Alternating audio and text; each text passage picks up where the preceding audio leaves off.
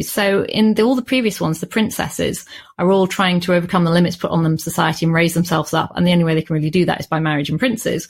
Whereas when you get to look at the boys' stuff, maybe the Fox and Hound as well, it's about how you overcome society's pressures, but also how you fit into society. There seems to be more about that, I felt, than trying to improve your status when it's a sort of a more male protagonist-led story.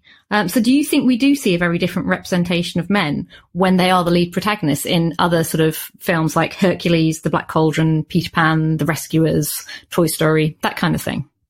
When it comes to the male protagonist-led films, I do really like something like Fox and the Hound, and even I would say things like The Jungle Book and Robin Hood as well, because they actually show male friendships, which in sort of the earlier princess films where you have those men who are relegated to really sideline roles who don't have a lot to do, there's very little characterization of just them at all, let alone giving them a friendship that means anything. And so that to me is a really nice shift that you start to see.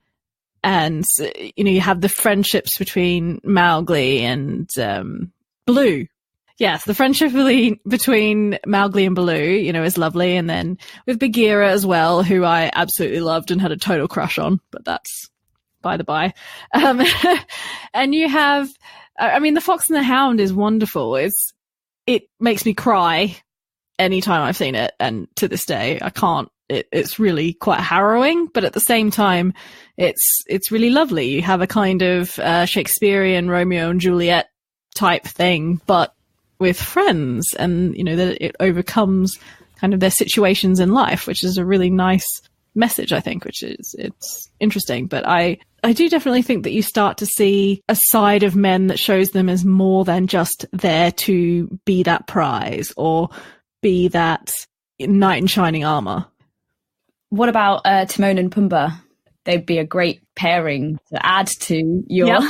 Yeah. And, also gay subtext, which I didn't really pick up on until I was quite a lot older. They might have a relationship, but I also love the fact that they open up their relationship to include Simba, and they take him kind of under their wing as their two male parents. That's a great representation. That's very true. Actually very modern. So a bit ahead of its time for Disney, really.